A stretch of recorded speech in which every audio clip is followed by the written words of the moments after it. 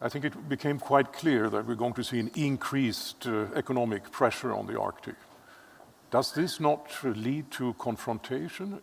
How is it possible for the future to keep the Arctic apolitical? Well, I wouldn't say that Arctic can be kept apolitical. Everything political is political in this world. The problem is what you do about it.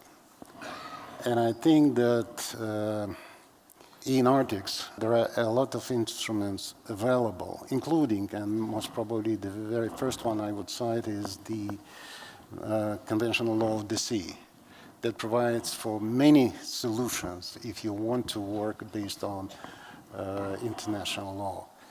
We certainly have one problem. It's not that small. Our American friends failed to ratify it. And even the previous administration of the United States did try, but to no avail.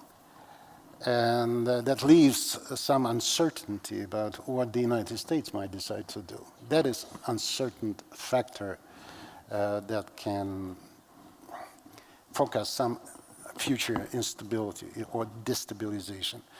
Otherwise, all other countries are on board when it comes to the search of legal instruments. But so far, and I can say it with satisfaction, that we have seen the United States operate in real terms, practically almost the same way as if they would have been members of the convention. We'll see what's going to happen in the future. On this particular area, I'm more optimistic than. So you're optimistic? I'm not kind of unlimited optimist. I've seen a lot, especially when it comes to working with our American friends. But I think it's for their internal reasons that they are not ratifying the convention, not because they do not recognize that there are a lot of useful arrangements or provisions in the treaty, even for the United States. Thank you very much. Questions from the audience? Thank you. Lou Coffey with the Heritage Foundation in Washington, D.C. Senator, thank you for your remarks. It was very interesting. For me, the most interesting aspect was you were the first to bring up security, really, in any meaningful way this morning, and we're well into the session. You highlight security, and over the recent years, Russia has done a lot to increase military capabilities in the Arctic. 2/3 of the Russian Navy are in the Northern Fleet.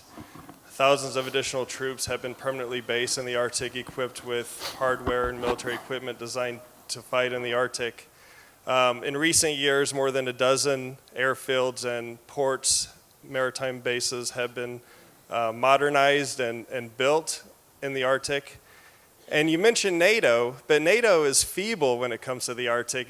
In the 18,000-word-long declaration at the last NATO summit, you won't even find the word Arctic mentioned. So who's Russia preparing to fight in the Arctic? Because it doesn't seem to me that anyone is going to do so. Thank you. Thank you. One by one. First,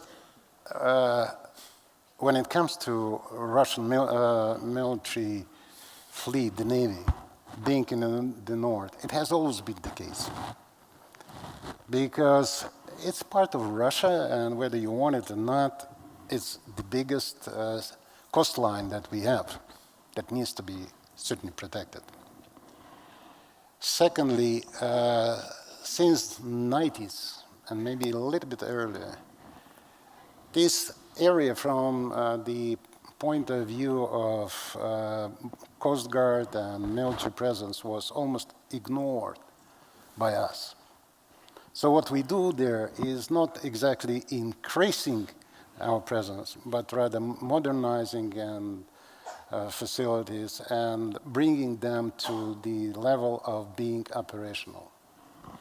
We also do a lot of things that usually are ignored by Heritage Foundation, and that is we clean up these areas, because there was so much of radioactive vestiges and other stuff that had been left by years in years of less than responsible way of using these territories. Secondly, the biggest Russian fleet is our northern fleet.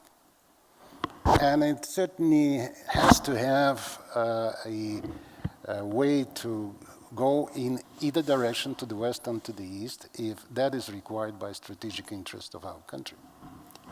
That means, among other things, that they needs to be able to go along the coastline. It needs to have service bases, needs to have search and rescue facilities. By the way, when we are talking about the northern sea route, there is not a single country that has invested a single dollar ruble in search and rescue operations there, but so many countries who want to go there in transit. It's only us who are there. And that is something that is done by the units that are being deployed there that are, by and large, are dual use. They are not only to protect the coast guard of Russia, but also to ensure capability for search and rescue that is dual use. And last point on this issue, we have to look into the future. And if the climate change is so strong as it is predicted by the scientists and so fast as it is already happening, we might see within a generation or two many other countries using this space for Navy operation. Even today, United States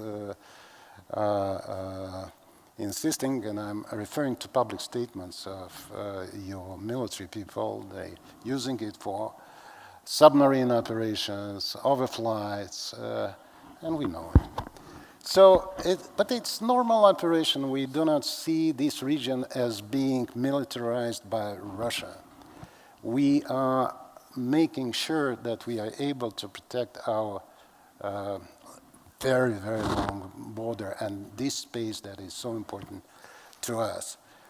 When it comes to NATO, it's true that a paragraph on Arctic didn't make it to the statement of the recent meeting on NATO. But new exercises by NATO in Norway are going to take place irrespective of whether there is a paragraph in the joint statement or not. And the Norwegian government, irrespective of its regional policy not to allow foreign bases on the territory, decided that now they want to have up to 700 or 800 American forces deployed there on the so-called rotational basis. But rotation, permanent rotation is, for any practical reasons, is the same as permanent basing, sometimes even worse. But at the same time, we also hear about other countries, even those who do not belong to the Arctic area, but belong to NATO, are thinking about deploying there. So we see it happening. It's close to us. Norway has a border with next to Murmansk, and by the way, in this particular region, and there's also some kind of very interesting exception to the rule.